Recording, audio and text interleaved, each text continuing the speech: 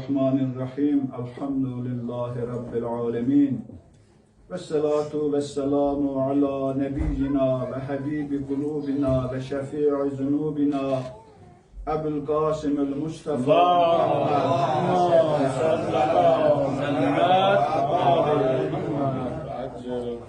ve ala alihil etşebinel etharinel muntecebin Siyema begiyyetillahi fil arazin. Allahümme inni ahmeduka ve esta'inuka ve estağfiruk ve etevekkelu aleyk ve selamu ala eimmetil muslimin ve humatil mustezafin ve hudatil mu'minin. Ya Fatimetü Zehra ya binte Muhammed Ya kurrete aynir Resul, ya seyyidetena ve mevlatena, inna teveccehna ve isteşfa'na ve tevesselna bike ilallah ve qaddemnake beyne yedey hacatina, ya veciheten indallah, işfa'i lena indallah. Aziz müminler, aziz kardeşler, aziz mümine bacılar, bugün Həzrət xanım Fatimə Zəhra Selamullahi Əleyhanın doğum günü münasibəti ilə Almaniya İmam Zaman Mərkəzinin təşkil etdiyi tədbirdə iştirak edirik. Mən bu münasibətlə başda İmam Zaman ağa olmaqla bütün məraci, xüsusən Seyyid Əli Xamneyi, Seyyid Əli Sistani, Əhl-i Beyt dostları və məxsusən sizin kimi dəyərli Əhl-i Beyt dostlarını, analarımızı, bacılarımızı hamısını təbrik edirəm və Allahdan təmənna edirəm, arzu edirəm ki, kim xanımın şəfaətini istəyir, arzulayır, Allah o şəxslərə xanımın şəfaətini nəsib eləsin inşallah. Amin Allah. Əvvəlcə mən istəyirəm bir şəri məsələni diqqətinizə çatdırım ki, soruşublar, sual eləyiblər. Sonra çox uzatmadan bir neçə dəqiqə söhbət eləyəcəyik inşallah. Xanımın həyatına toxunulacaq və də Qurandan bir neçə ayə haqqında məqsədim var, işarə eləyim. Şəri sual bundan ibarətdir ki, qara ikranı yemək olar ya olmaz. İkra ilə bağlıdır. Yemək olar ya olmaz. Bu bir mənalı olaraq balıqların hökmünə aiddir. Balıqların hökmündə belədir ki, ümumiyyətlə suda yaşayan heyvanlarla bağlı hökm belədir. Suda yaşayan heyvanların əgər pulu varsa, pulcuğu varsa, pulcuq deyirlər də ona, onlar halaldır. Suda yaşayan heyvanların pulcuğu yoxdursa, onlar halal deyil. Halal heyvanların, yəni balıqlardan söhbət edir də, balıqların ikrası da halaldır, əti də halaldır. Haram balıqların əti də haramdır, ikrası da haramdır. Ona görə biz deyə bilmərik ki, məsələn, gətirib bizə göstərirlər ki, bu ikranı yeyə bilərik, ya yeyə bilmərik. Ona hə ya yox demək olmaz. O ikra ki, o ikra, əgər əti, yəni halal balıqdırsa, pulcuğu olan balıqdandırsa, onda onu yeməyə icazəlidir, yeyə bilərik. Fərqi yoxdur, qırmızı olsun ya qara olsun. Rənginin fərqi yoxdur.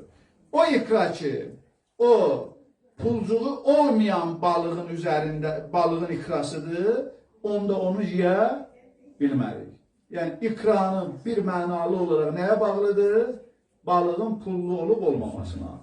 İndi bəzən deyirlər, məsəl üçün, o ayrı bir mövzudur ki, balığın bəzən pulcuqları olub olmaması, bəzi balıqlarda az olur pulcuq, bəzilərində, məsələn, mövsümü olur, bir müddət olur, sonra tökülür. Onlar artıq balıq mütəxəssislərinin işidir. Biz hökmü deyirik, qaydanı deyirik, mütəxəssis, balıq mütəxəssisi, məsəl siz deyəcək, filan balığın pulcuğu var ya yox, o deyəcək, hə ya yox. Əgər mütəxəssis hə desə, onun ikrası da halaldır, yeyə bilərik, əti də halaldır, ətini də yeyə bilərik. Bu sualın da cavabı bundan ibarətdir. Əzizlər, Peyğəmbər və Ali Peyğəmbərə bir salavat işləyək. Allah!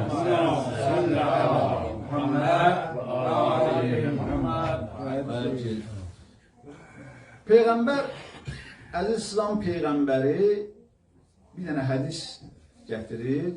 Hədis Biharul Ənvar, Əllamə Məclisinin Biharul Ənvar kitabının 43-cü cildində Xanım Fatimə Zəhranın fəzilətləri bölümündə yer alır. Həzrət Peyğəmbər buyurur ki, mən səlləmə alə Fatimətə və Aliyyə vəcəbət ləhul cənnə. Kim Fatimiyə və Aliyyə salam versə, cənnət ona vacibdir. Salam verir. Peyğəmbərin dövrüdür. Peyğəmbər gəlir, deyir ki, məsciddə kim mənim qızım Fatimiyə, əmim oğlu, mənim vəsim Əliyyə salam versə, vəcəbət ləhul cənnət. Cənnət ona vacibdir. Buna oxşar bir dənə də hədis, yenə də Biharul Ənvar kitabında Əllamə Məclisi gətirir, 23-cü cildində Fəzaili Ali, Əlinin fəzilətləri bölməsində gətirir. Orada deyir ki, mən səlləmə alə Fatimətə və əbiha və bə'liha və bəniha kutibə ləhul cənnə.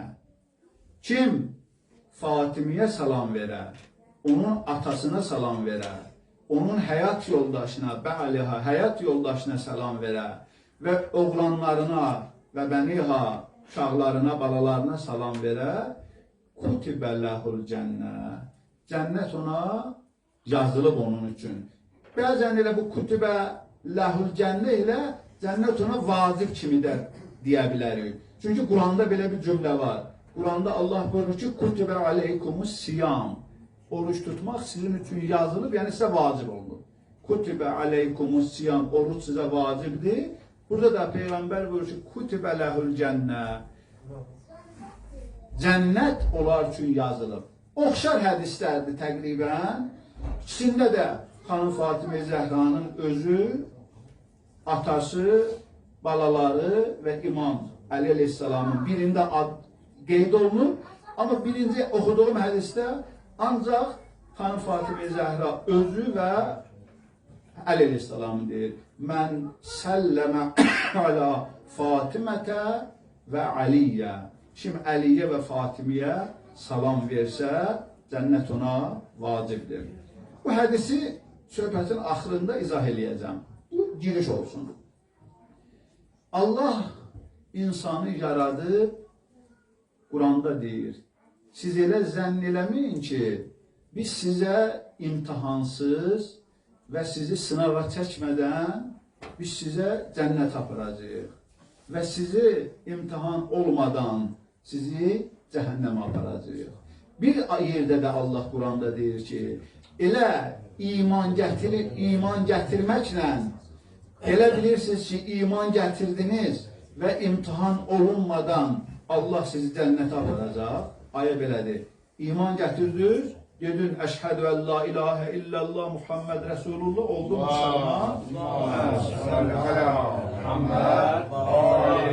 Oldun müsəlman, ya mömin oldun, namazın yerində, orucun yerində, xumsun yerində, həccün yerində, Quranda nə qədər ki, o Firuiddinin maddələri var, onlar hamısı yerində, hələ gecə namazı da qılırıq, hələ sədəqə də verdik və s. və ilahı, bunların hamısını eləyirik.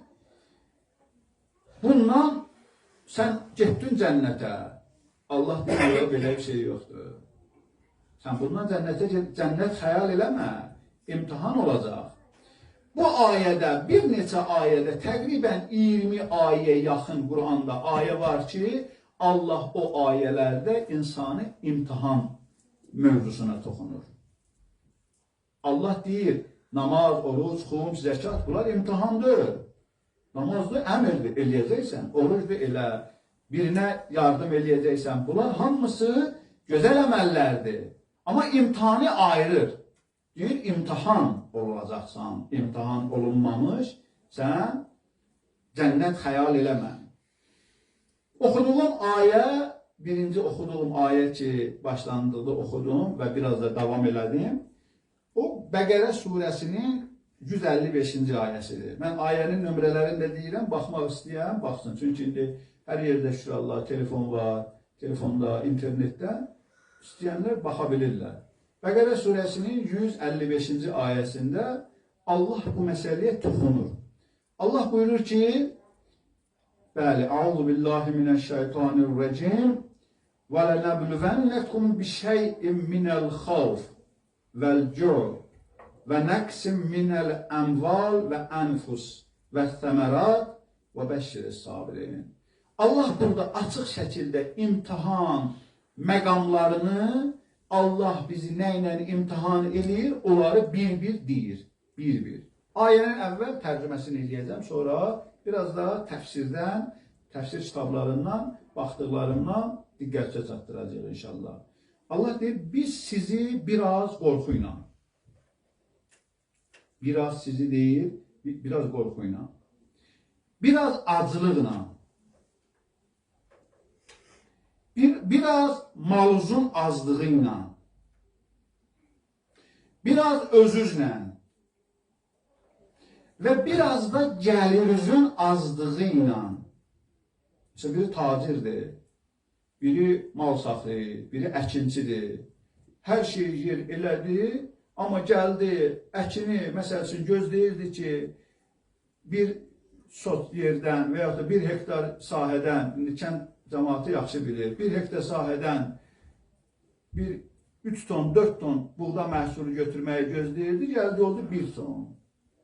Bax, oldu məhsulun azlığı, səmərat, o məhsulları ki, əldə edirsiniz, o məhsulun azlığı ilə biz sizi imtihan eləyərik. İmtihanın, bax, burada növlərin ayırdır. Biz sizi imtihan eləyərik. Və ayənin sonunda buyurur ki, və bəşşiris sabirin. Ey Muhammed, ey Peyğəmbər, sən səbr eləyənlərə müjdə ver. Deməli, bu anlamı o gəlir ki, insan canı xətərə düşəndə, malı xətərə düşəndə, qorxusu olanda, nədənsə qorxusu olanda və s. məsələlər olanda gərək insan səbr eləyər. Çünki Quranda ki, səbr haqqında, ondan sonraki ayədə də Əl-ləzi izə əsabətühü müsibət deyir, qalu inna lillah və inna iləyhi raciun. Biz bunu ən çox harada istifadə edirik? Bu ayəni ən çox istifadə edirik, biri dünyasını dəyişəndə. Biri dünyasını dəyişəndə deyir ki, Allah tərəfindən gəlmişik, Allah tərəfinə gedəcəyik. Bu bizim üçün bir dənə təsəllidir, bir dənə səbir üçün bir müqəddimədir. Əzizlər, məsələ budur ki, Allah əgər sual olur, Allah insanın necə olacağını, aqibətini, hansı keyfiyyətdə olduğunu, imtihandan çıxa bilə ya çıxa bilməyəcəyini bilə-bilə, niyə yenə də Allah insanı imtihan edir? Özdə bu imtihan olunmadan, başqa ayələrdən də nümunə gətirdi. İmtihan olunmadan Allah insanı dəyərləndirmir. Məsələn, biri çox namaz qılır, biri çox oruç tutur, biri çox sədəqə verir, biri çox məscidə gəlir. Bunlarla Allah insanı dəyərləndirmir. Allah deyir, mən imtihanla sizi dəyərləndirəcəm. İmtihandan üzü ağ olsuz, onu da dəyərləndirəcəm. Bəs, məlum olur ki, imtihan hər birimiz üçündür. Bir dənə sual budur ki, niyə görə Allah insanı imtihan edir? Əgər imtihan olunmasa, Allah bilir, mən imtihandan çıxacam ya imtihandan kəsiləcəm. Amma mən imtihan olunmasam, onda mənə verilən dəyərdən mən razı qalmayacam. İmtihan olunmasa, heç kimə qiymət vermək olmaz, not vermək olmaz. Əgər ən pis şagird də belə imtihana girmədən ona bir dənə götürür, bilirsən ki, bu dərs oxumur, ona götürüb bir dənə 2 yazırsan. Azərbaycanın 2-si, Almanın 2-si yaxşıdır, mən Azərbaycanın 2-sini deyirəm. 2 yazdın, yenə də o etiraz edəcək. Düzü, mənim imtihana salmamısan ki, mənim. Bəndə də belədir. Bunun əlbəttə təfsirdə biraz geniş izahları var. Mən zamanı nəzərə alıram, qısa keçirəm bunu. İkinci məsələ, ikinci bizim üçün yaranan suallardan biri də budur ki, bəs bu imtihanlar hamıya aiddir. Yəni Peyğəmbərə də, imama da, molluya da, dindara da, sıravi insana da hamıya aiddir, yoxsa bir xüsusi insanlara? Bu imtihan mövzusu hamıya aiddir. Hətta peyğəmbərlərə də. Nümunələr var. Peyğəmbərlərlə bağlı nümunələr var. Ən məşhur nümunə ilə Bəqərə surəsinin 124-cü ayəsidir ki, Allah İbrahimi imtihan eləyir və izibtələ İbrahim, Allah İbrahimi imtihan eləyəndən sonra dedi ki, hə, mən səni indi imam qərar verdim, sən oldun imam. İmtihan elədi, İbrahim o imtihandan üzü ağ çıxdı, ondan sonra dedi, hə, sən oldun imam. Deməli, başqa peyğəmbərlərin həyatında var. Musa peyğəmbərlə bağlı, Xızır peyğəmbərlə bağlı, başqa peyğəmbərlərin hamısı ilə bağlı imtihan Quranda ayələr var ki, hamısı bəzi peyğəmbərlərlə açıq şəkildə Quranda ayələr var ki, Allah onları xüsusi imtihan eləyir. İmtihanına görə o məqamı verib ora. Yoxsa elə məsəl üçün imtihan eləməmişdən gətirsin, hə, mən sənə bu məqamı verdim, yox. Əlbəttə ki, Allah Quranda deyir, mən özüm pak elədim, bütün çirkinliklərdən təmizlədim və yutəhhirəkum təthira. Bütün çirkinliklərdən təmizlədim. Amma bu elə o deməkdir ki, bunu Allah təmizlədi. Allah elədi. Yox. O insanları ki, o Əhl-i Beyt nümayəndələri ki, onlar Allah tərəfindən təmizlənib bütün çirkinliklərdən, o insanlar özləri o dərəcəyə gəlib çatmışdılar. Elə bir mərhələyə gəlib çatmışdılar, Allah onları təmizlədi. Bu yenə də qaranlıq qala bilər. Deyə bilərsiniz ki, Allah təmizləyib də, başqa nümunələr, biz axı, onlar məsumdular. Biz məsum olmayanlardan da misal çəkəndə, Quranda muxlis var və muxləs var. Allah ki, şeytanla diyalogu var, gəlir o yerə çatır ki, şeytan, deyir ki, mən sənin bütün bəndələrin yolundan azdıracam. İlla ibadəkəl minhumul muxləsin. Muxləs bəndələri yolundan azdıra bilməyəcəm. Yəni, müxləs bəndələrə şeytan təzavüz eləyə bilmir. Şeytan vəsvəsə eləyə bilmir. Onlar həm məsumlardılar, həm də qeyri-məsumlardılar. Qeyri-məsumlardan da müxləs ola bilər. Ki, Allah bu ayə ilə bizə göstərir ki, elə təkcə məsumlardır, qeyri-məsumlarda biz də o müxləs xüsusiyyətinə sahib ola bilərik, gəlib ora tuta bilərik. Demək istədiyim, ayədən əldə elədiyimiz nəticə budur ki, birinci, imtihansız olunur, ikinci, imtihan hamıya aiddir. Biz elə nəzərə almayaq ki, məsələn, filan kəs imtihan oldu, mən olmadım, ya o olmadı, mən oldum. Hamı imtihan olacaq. Üçüncü məsələ, imtihandan çıxış yolu nədir? Axı Allah bizi imtihan eləyəcək. Bizə bir dənə imtihanda üzü ağ çıxmaq üçün da bir dənə yol öyrədir. Elə bu ayədə.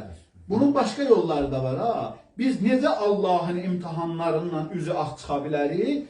Bir çox səbəblər, yolları var bunun. Amma burada özü ayədə göstərdiyi yol budur. Və bəşşiriz sabirin, səbr eləyənlərə müjdə verir. O insanlar ki, onlar müsibətlərdə səbr eləyirlər, onlara müjdə verir. Allah deyir, Allah imtihanından üzü ağ çıxmaq üçün ən yaxşı vasitələrdən biri nədir? Səbr eləməkdir. Bir dənə hadisə yadıma düşdü. Bu ayə ilə əlaqədardır elə. Ümmül Əqil adında bir xanım olur, çox möminə xanım olur. Və bunun bir neçə dənə, iki dənə ən azı qonağı gəlir. Qonağı gəlir, həmən məqamda, bağışlayın, həmən məqamda bir nəfər gəlir, deyir ki, Ümmül Əqilə, yəni Əqilin anası deməkdir də, ərəblərdə belə bir qayda var. Məsələn, böyük uşağın adı ilə çağırırlar. Ümmül Əqil, Əbul Əqil və s. Deyir ki, çöldə də bunun oğlu, bir dənə oğlu vardı, çöldə dəvə otaranda, dəvələrin biri bunu vurur, salır su quyusuna, dünyasını dəyişir. Gətirir buna xəbər verir. Gətirir buna xəbər verir ki, həmən məqamda. Gətirir buna xəbər verir ki, bəs Ümmü Ləqid, sənin oğlun həlak oldu. Dəvə vurdu, həlak elədi. Qadın deyir ki, xahiş edirəm, sakit qal, mənim qonaqlarım var. Mən o qonaqlara qoy xidmət edeyim. Bir dənə qoyun kəsdirir, bu da təfsir nümunənin yazdığı bir hadisədir. Bir dənə qoyun kəsdirir həmən o adama, bunlar otururlar, yeyirlər.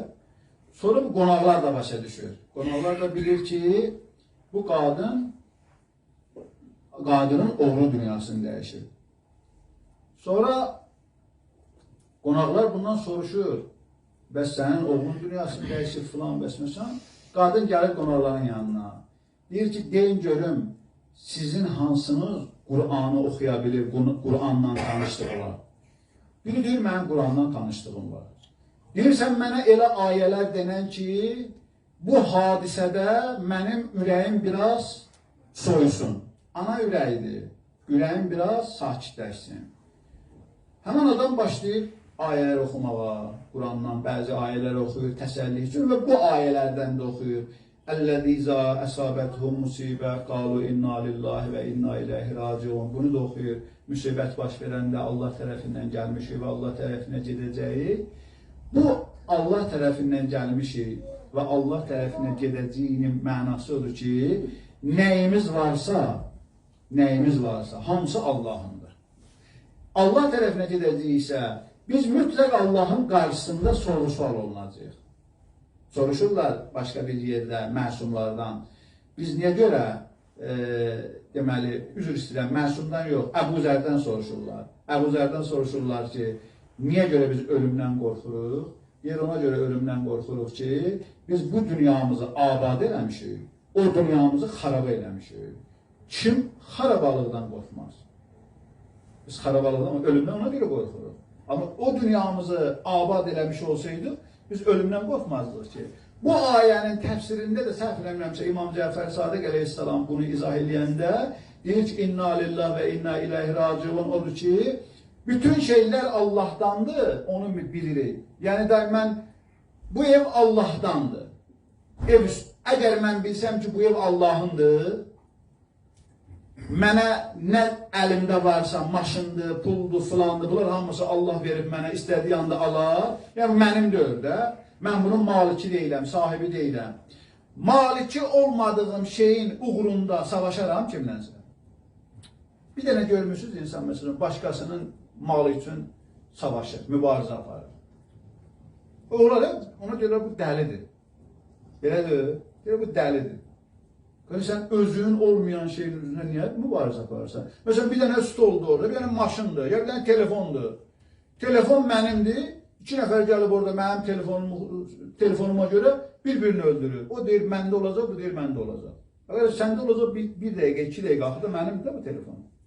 Bax, əgər biz Allahdan gəlmişik sözü var, ha, inna lillah, hər şey Allah üçündür, Allahdan gəlmişik, mənası budur.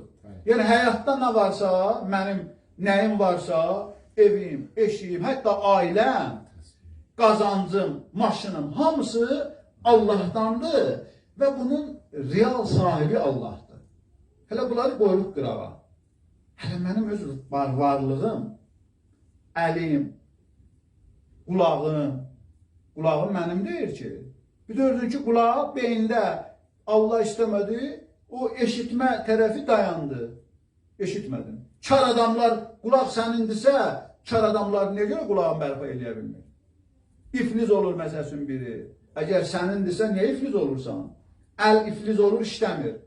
Əgər mənim əlimdirsə bu, işləməlidir axı. Bu onu göstərir ki, mən buna sahib deyiləm. Mənə müvəqqəti veriblər buna. Bilirsiniz də, Amerika ki, məsələn, bu müasir silahları satır başqa ölkələrə. Allah lənət eləsin. Həm pulun alır, həm də ki, istədiyi vaxt həmən silahları deaktiv edir. Həmən silahlar işləmir.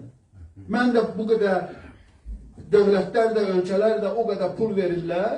Türkiyənin o qədər şeyində, hərbi samolyotlarında verməyib elə. Mən dövlətlər pul verirlər, böyük məbləğdə pul verirlər. Amerikada nə eləyir? Amerikada deyir ki, silahı apar, müqavvasın. Amma bunun işləyib işləməməsi mənə bağlıdır. Sabah mən deyəcəm ki, işləyəcək. Vuracaq. Mən deməyən yerləri vura bilməzsən. Bax, Amerika Allahlıq eləyir, ən yaxşı nümunəsi budur. Fironluğun ən yaxşı nümunəsi budur da. Silahı verir. Deyir ki, mən deyəndə vuracaqsan. Mən deyən nöqtələri vuracaqsan. Mən deməyən nöqtələri vuranməzsən. Bax, bunu biz gətirib özümüzə tətbiq eləsək, budur. İnna lillah və inna iləyhi raciun. Allah qarşısına qaydacaqsa, indi təsəvvür elə, mənim olmayan şeylərin uğrunda mən mübarizə aparıram. Sonra da gedirəm Allahın qarşısına, hakimin qarşısına, sahibinin, bütün hər şeyin sahibinin qarşısına çıxıram. Olmayan şeylər uğrunda mübarizə apardığıma görə orada cavab verirəm. Ağıllı adam bunu eləyər. Ağıllı adam deyir, mənim nəyimə lazım? Mənim olmayan şeylərin uğrunda mübarizə aparım. Bir gün, Allah rəhmət eləsin, mərhum Behçət, Məhəmməd Təqi Behçət, onun da ruhuna salavat istəyəcək. Allahümmə səlli alə Muhamməd və ali Muhamməd. Behçət ağadan soruşurlar ki, filan alim belə, filan tələbə belə, o belə, bu belə. Biz axı adətən insan da biraz belə şeylərə meyillidir. Behçət ağa deyir ki, mənim nəyimə lazım o böyük alimdir, böyük müctəhiddir, ya filandır, bəsməkandır. Mənim ki, Allah qəbrə qoyacaqlar məni, Allah məndən soruşacaq ki, Rəbbin kimdir? Mən o suala hazırlaşmalıyam. Mən hazırlaşmalıyam ki, Allah mənə deyir, Rəbbin kimdir? Salam verir. Allah mənə deyir ki, imamın kimdir? Mən ona hazırlaşıram. Elə bir bax, bir dənə imtihan olacaq biz. İmtihan var, qiyamət imtihanını deyirəm ha. Qiyamət imtihanının sualları da var. Əsas sualları. Rəbbin kimdir? İmamın kimdir? Peyğəmbərin kimdir? Kitabın kimdir? Qiblün haradır? Cavanlığı harda keçirdin? Pulu harda xərclədin? Hardan qazandın? Harda xərclədin? Bunlar bizə verilən suallardır. Qardaş, Allah bu bizə imtihan eləyəcək qiyamətdə. Hələ bu dünyanın demirəm. Qiyamətdə imtihan eləyəndən sonra bizə sualları da göndərir. Biz nə eləməliyik? Biz bu sualları bilə-bilə hazırlaşmırıq. Cavablarını öyrənmək lazımdır. Özə bu sualların cavabını Rəbbim Allahdır deyə bilmir ya. Elə bilir deyə biləcəyik. Niyə deyə bilməyəcəyik? Çünki bu dil axı mənimdir. Dil sahibi Allahdır. Allah məndən soruşacaq, Rəbbin kimdir? Dil ki danışır, öz həqiqi sahibinin ixtiyarında olacaq və mənim ixtiyarımda olmayacaq. Onda mənim Rəbbim kim olubsa onu deyəcək. Mən bugün kimi Rəbb seçmişəm özümə? Mən bugün əgər özümə dünyanı Rəbb seçmişəmsə, bugün əgər özümə zalim rejimi özümə Rəbb hesab eləyirəmsə, mən bugün əgər özümə maşını Rəbb seçir, onlar da biri məsələsinin özündən maşını Rəbb seçir. Deyir, mən hər şeyimi mən maşına görə keçərəm.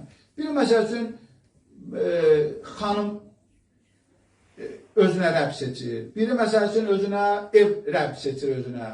Bunlar hamısı. Onda Allah deyəcək ki, kimdir sənə Rəbbin? Da deyən meçinə mənim Rəbbim Allahdır. Deyəcək, mənim Rəbbim xanımlardır. Mənim Rəbbim məsəl üçün maşınlar idi, təkərin qaraldım. Elə bütün günü təkərin qaraltmaqla məşğul edim. Mənim Rəbbim məsəl üçün ev tikmək idi. Ömrümüz ancaq nə ilə gedir bizim? Simetlə, daşla. Onu tik, qutar, taxtasın vur, onu qutar. Ömür axı gəldi çatdı 60-a, ev elə qutarmayıb. Evin hələ pərdələri qalıb. Evin hələ osu qalıb.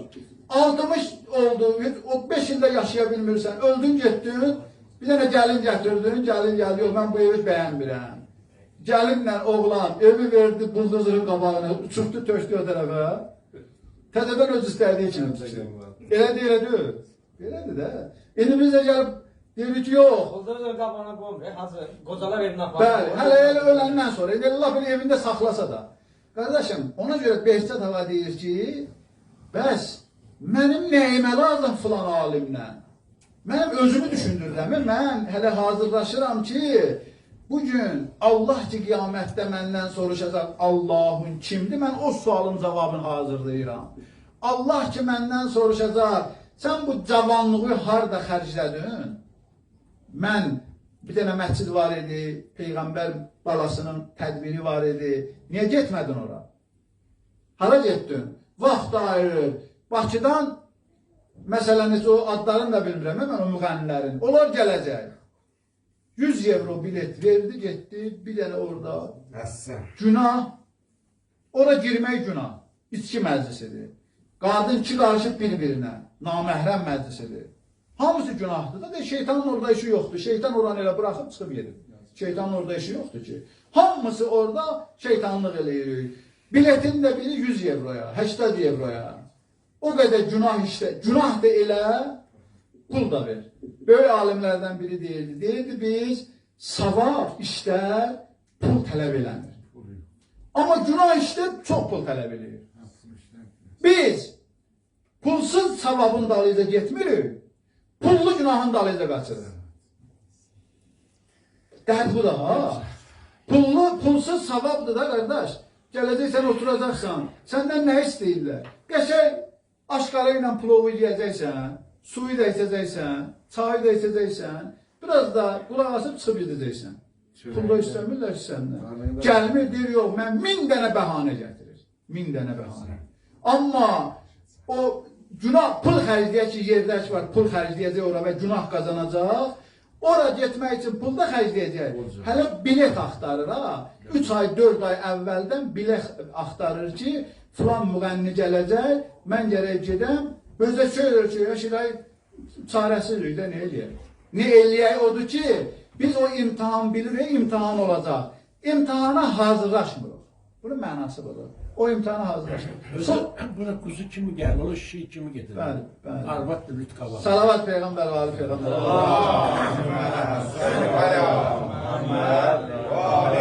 Bəli, hələ o da var.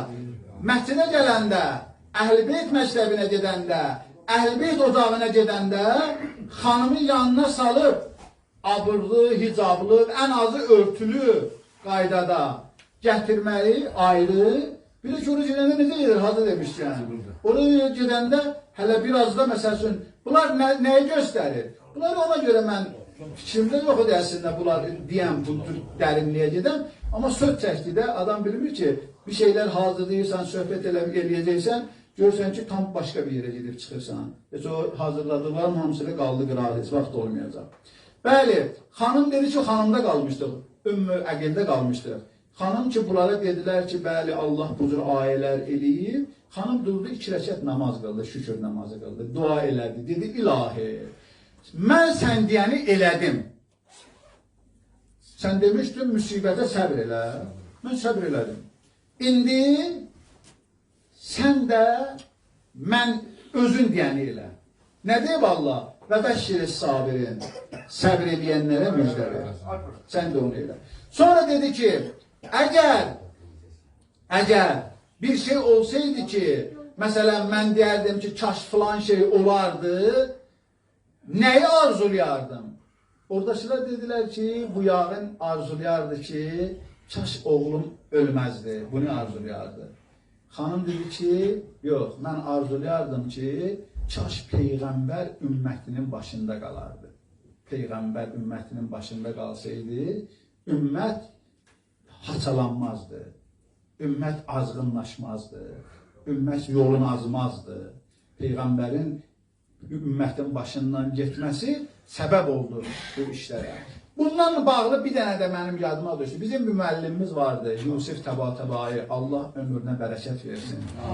Mədrəsədə oxuyanda bizə dərs deyirdi. Sonra mən eşitdim ki, getdi sonra Gürcüstanda da biraz müəllimlik elədi. Çox möhtəbər, çox möhtəşəm bir dənə alim idi. Getdi Gürcüstanda da biraz mədrəsələrdə dərs dedi. Sonra getdi Qumda da mədrəsədə, orada hövzəsində dərs deyirdi. Onu sonra uşaqlardan biri danışdı. Dedi ki, bəs ağa Yusif Təbatəbai, Allah ömrünə bərəkət verir. Onun 2 dənə oğlu var idi.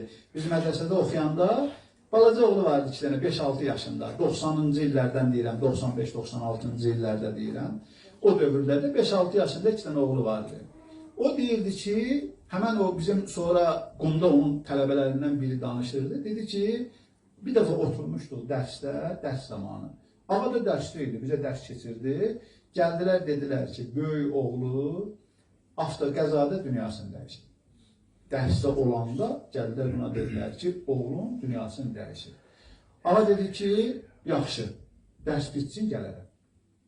Heç deyir, zərrə qədər də təşvişə düşmədi.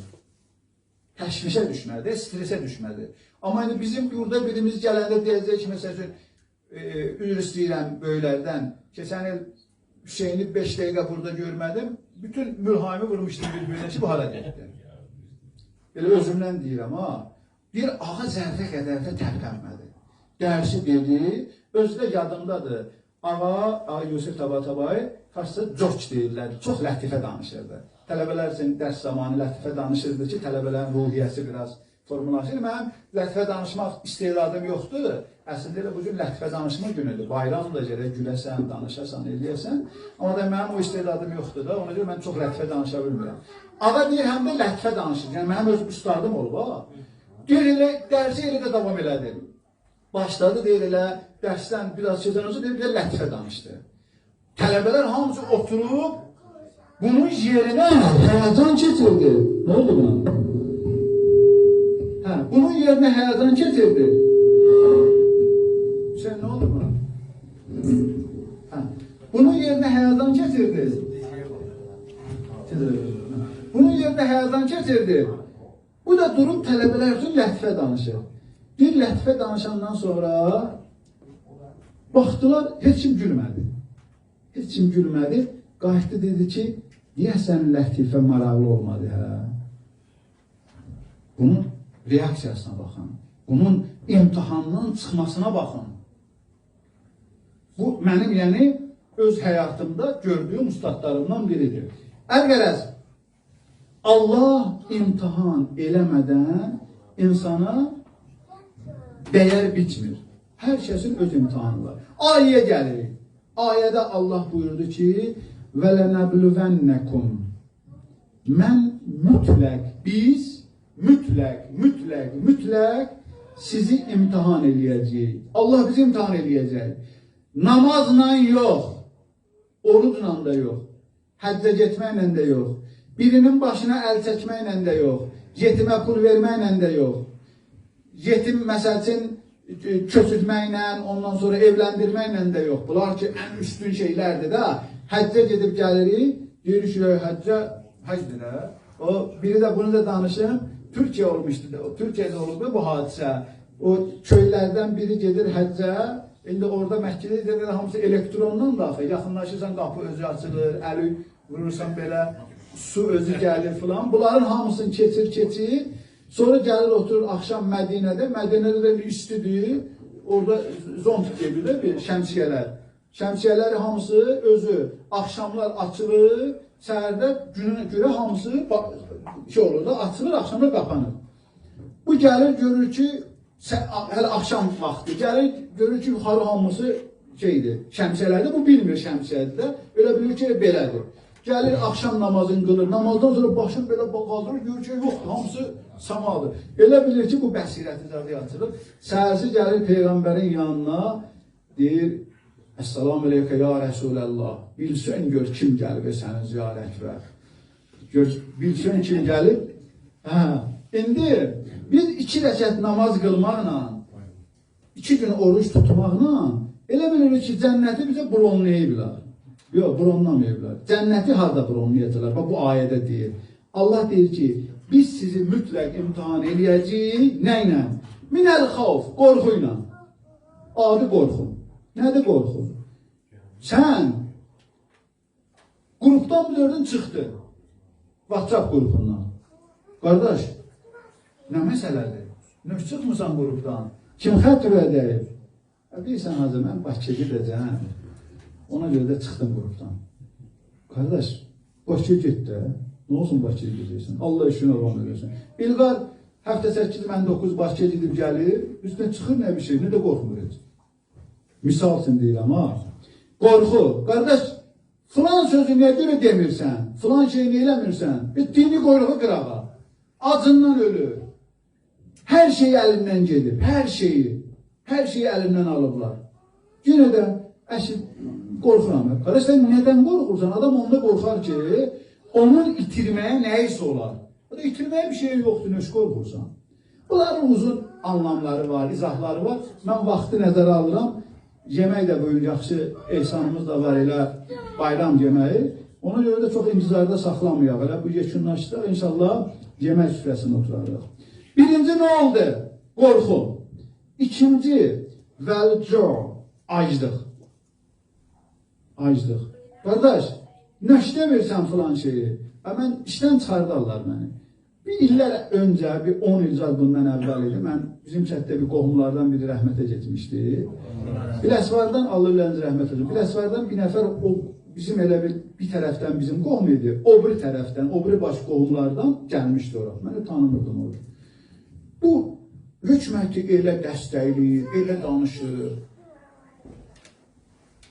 Mən də çox təəccüb edirəm ki, qardaş, görəsən kimdir, nədir.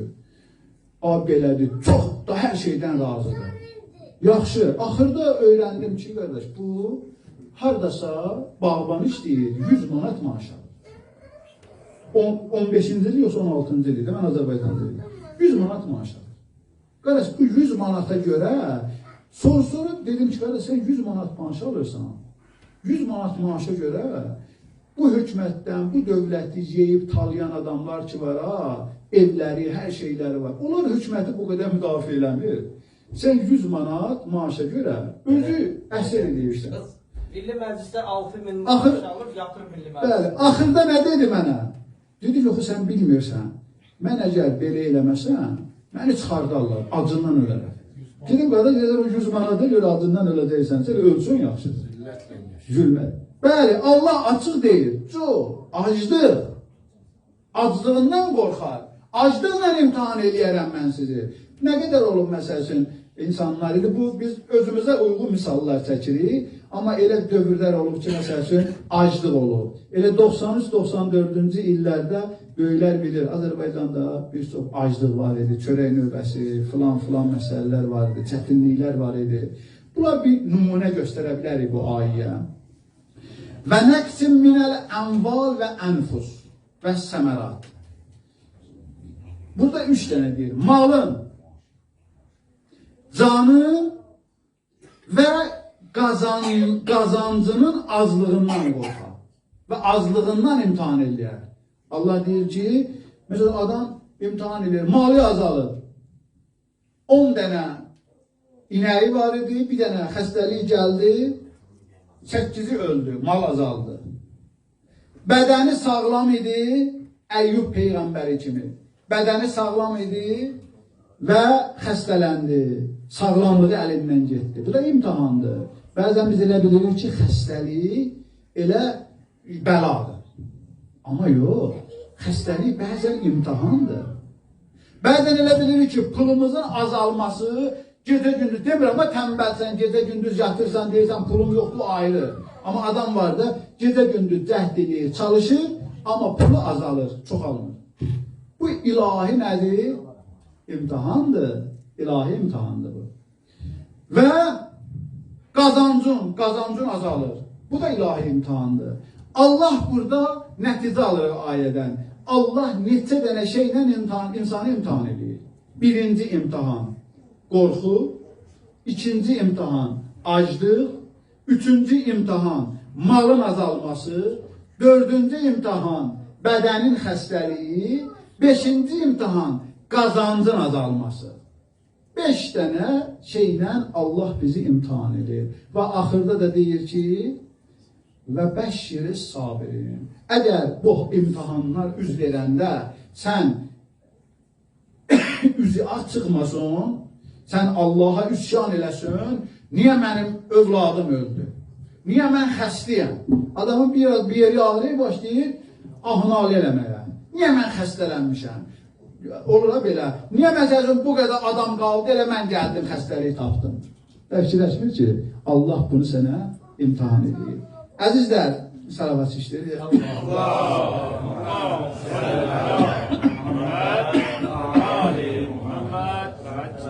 Biz bugün toplaşmışıq xanım Fatimə Zəhranın işığına. Xanım Fatimə Zəhranın bir ay əvvəl təqribən şəhadət günləri idi. Orada biz geniş danışdıq, 2 dənə böyük məclisi keçirdik.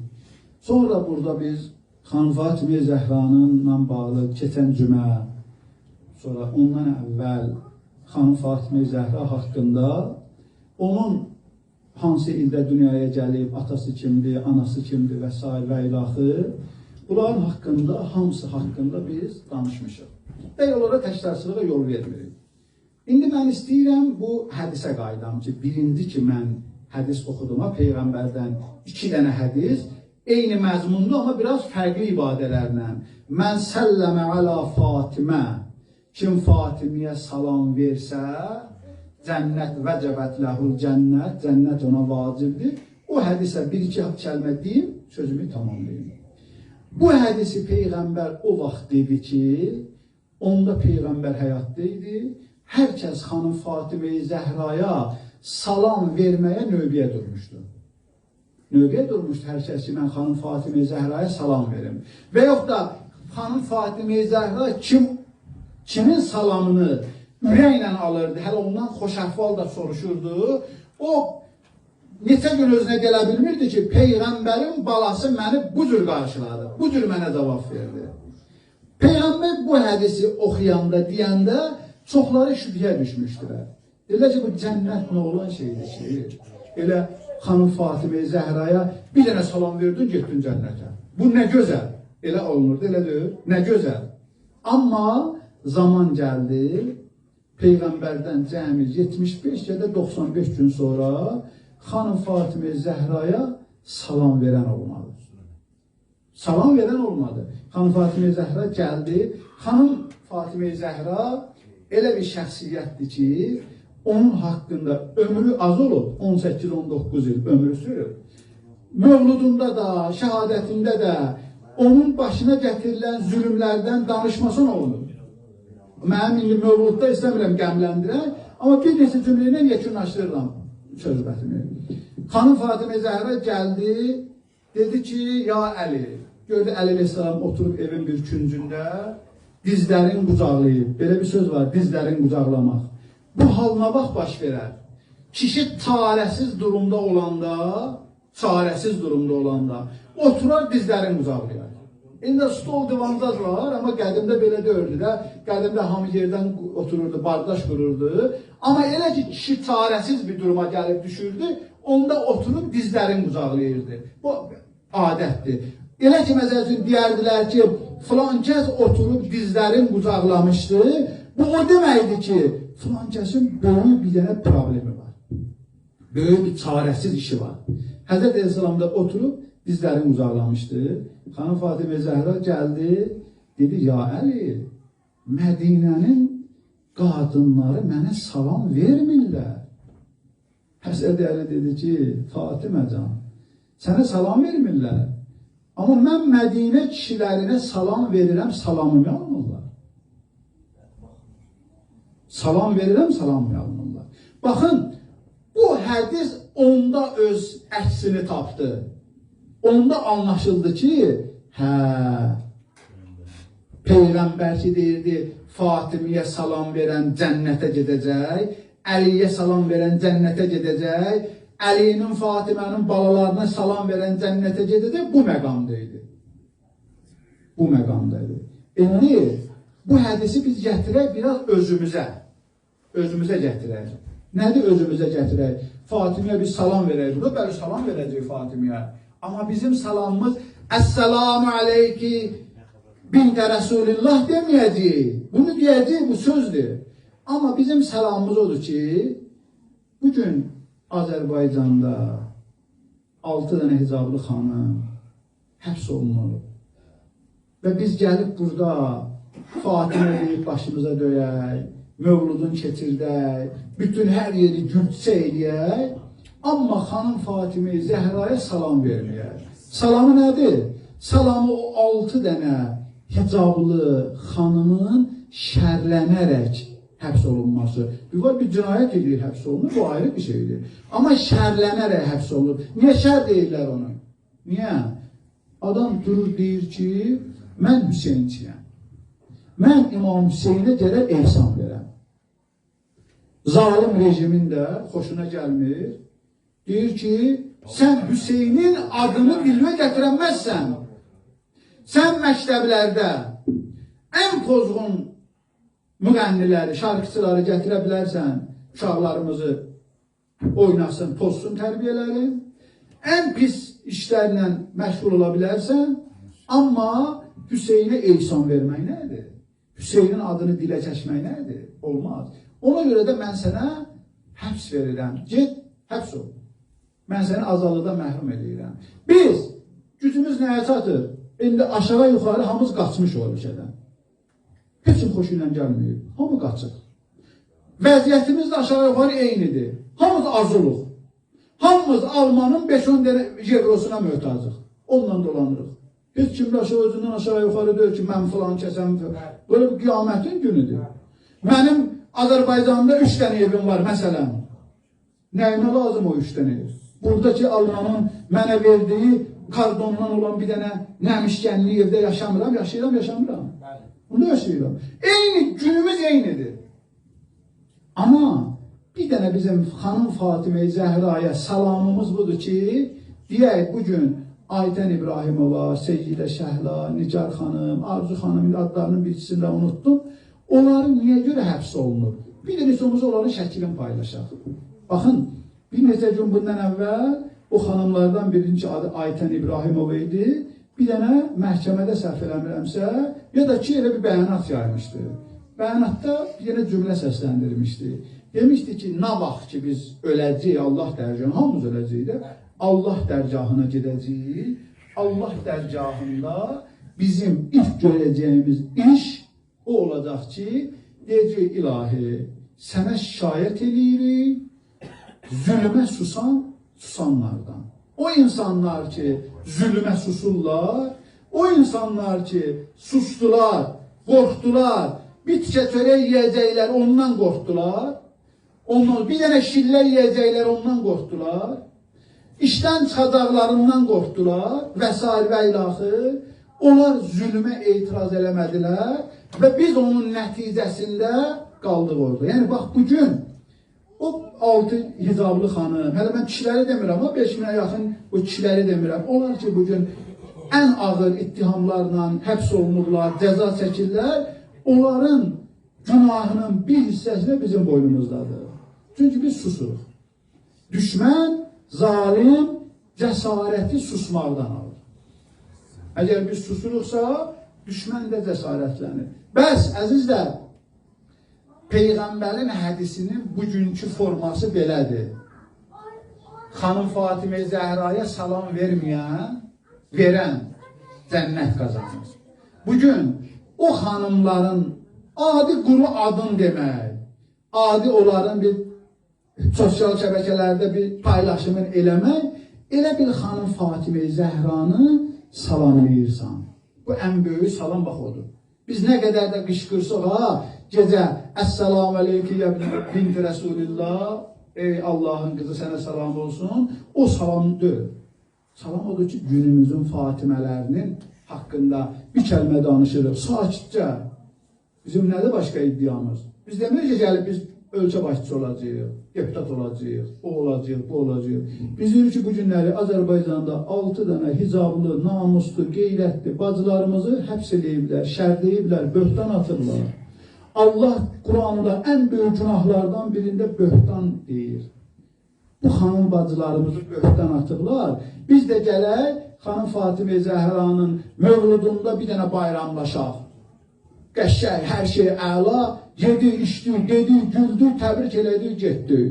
Şəhadətində gəldi, yenə yedi, içdi, ağladıq, özümüzü biraz ağlamsıtdıq və yaxud da kimlərəsə göstərdi, getdi. Yox, bunlardan özümüzü ağladıq. Bunlar bizdən istəmirlər. Bizdən istənilən odur ki, xanıma salam göndərək. O salamda öz dövrümüzdə zalimlərə susqunluğumuzu pozaq. Vəssalam, bizim susqunluğumuz, imtihanımız budur. Bax, bugünkü bizim imtihanımız nədir? İmtihan, o 5 dənə maddə saydı mı Quranda bu şeylərdən imtihan olacaq? O imtihanlarla biz gərək ortaya çıxaq. Onlarla biz gərək cənnət, cəhənnəmə müştəri olaq. Onlarla cənnət, cəhənnəmə biz gərək iddia eləyək. O imtihanlar olmasa, gecə səhərə qədər namaz qıl, səhər axşama qədər oruç tut. Nə olacaq? Həzrəti Əli əleyhissalamın başına zərbə endirən İbn-i Mülcəm namaz qılmırdı, oruç tutmurdu, hələ zəkat da verirdi, xums da verirdi, həccə də gedirdi piyadə. Şimdi Allah lənət eləsin 17 dəfə həccə piyadə getmişdi. 17 dəfə həccə piyadə getmişdi. Nə elədi? Gəldi məsumun başını kəsdi. Baxın, biz elə bilmirik, biz yaxşı möminik, biz yaxşı kişiyik. Yox. Əgər biz bir dənə qorxunu atlaya bilmiriksə, bir dənə acılığa görə 5 gün az qalacaq, onu atlaya bilmiriksə, biz heç də yaxşı mömin deyirik, yaxşı kişi deyirik. Yəni, yaxşı kişi bərabərdir nəyə? Yaxşı möminə. Yaxşı mömin, yaxşı kişi, bunlar bərabərdir. Bunların qabağında bir dənə bərabərliyi var. Həzrəti Əli əleyhissalam bu bərabərliyi qoyub və bunu da necə qoyub, onu danışmayaq ki, sözümüz çox uzanar. Əzizlər, mən istəməzdim, yəni xanım Fatimə Zəhranın Mövlud proqramında bu notlarla qutaraq. Bu bizim istəyimizdir, istəməzdim. Amma inşallah biz çalışmalıyıq ki, xanım Fatimə Zəhranın Mövludu bu notlarla bitməsin. Daha gözəl notlarla, yəni sevincli notlarla bitsin. Amma çox təəssüflər ki, indi o notlarla bitirə bilmirik. İndiki dövrümüz elədir ki, biz gərək elə bu notlarla bitirək. Xanımın mövludunu, hər ki tribunanı əlimizə fürsət düşdü, bizim gərək danışdığımız bunlardan olar. Cəmaatda, qiyamətdə boynumuzdan bükük götürülə ki, məsələn, olacaq ha, bəzi ruhanilər ki var, onlar güldən, çiçəkdən, bağdan, bostandan, eşqdən, məhəbbətdən, ehtirasdan ancaq vaxt keçirdirlər. Qiyamətdə onların o cəmaatı yapışacaq onların yaxasından. Deyəcək, sən çıxmışdın o mənbərdə, məndən niyə güldən, çiçəkdən danışırdın? Sən niyə mənə demirdin, zülmən etiraz eləmək lazımdır? Niyə demirdin, həqiqətin yanında olmaq lazımdır? Bəzi biz elə bilirik ki, nə oldu? Biz elə çıxartdıq, məsələn, dövlətdən maaş almaq olar ya olmaz, filan şey eləmək olar, olmaz məsələsi bitdi. Hə, ondan işimizi, vəzifəmizi bitmiş hesab elədik. Adını da qoyduq ki, biz birlik yaradırıq. Zalimin ətrafında nə birlik? Birlik Əhl-i Beytin bayrağı ətrafında olacaq. Allah deyir ki, وَاَعْتَسْمُ بِحَبْلِ اللّٰهِ جَمِيعًا. Gəlin Əhl-i Beyt Allahın ipinin ətrafında toplaşın. Sən başqa yerdə qəlbin saxta dəyərləri ətrafında nə birləşəcəksən? Əxlaqsızlıq üzərində nə birləşəcəksən? Zalimin rejimin ətrafında nə birləşəcəksən? Bu nə vəhdətdir? O vəhdət ilə dağılsa yaxşıdır. Allah vəhdəti göstərir. Həblillah, Allahın ipi. Nədir Allahın ipi? Aç Qurana bax. Əhl-i Beytdir Allahın ipi. Quran da Allahın ipi. Yoxsa biz vəhdət adı ilə, özümü deyirəm, o mollalar tayfasını deyirəm, vəhdət adı ilə gələk çıxaq, deyək ki, hə, mən birliyi gözləyirəm, bəziləri təzə söz öyrənib. Şimdi cəmaatı məsciddən qovlayaq. Yox, qovlama, cəmaat məscidə gəlsin. Sən ya həqiqəti deyəcəksən orada, ya da ki, çıxmayacaqsan orada. Bu Peyğəmbərin yeridir. Çıxıb cəmaatın başını fırlatmayacaqsan, Allah etməyəcəksən, cəmaatı laylaya qoymayacaqsan. Laylaya qoyan qoysun, qiyamətdə vallahi Quran əlimin altında var. Qiyamətdə o insanlar yapışacaq mollanın yaxasından. Dedilər ki, sən niyə bizi xəbərdar eləmədin? Bu çətin məsələdir. Allah inşallah bizi xanım Fatimə Zəhranın həqiqi simasını, məsumluğunu dərk eləyənlərdən qərar versin. Allah inşallah bütün məhbusları, xüsusən hicab məhbuslarını, bacılarımızı, o dindar qardaşlarımız ki, başda Şeyx Sərdar olmaqla, hamısını mən deyirəm, ad çək söz qutarmır. Hamısını inşallah onlara tezliklə izzətli azadlıq nəsib eləsin. Amin ya Rabbel Alemin. Bizim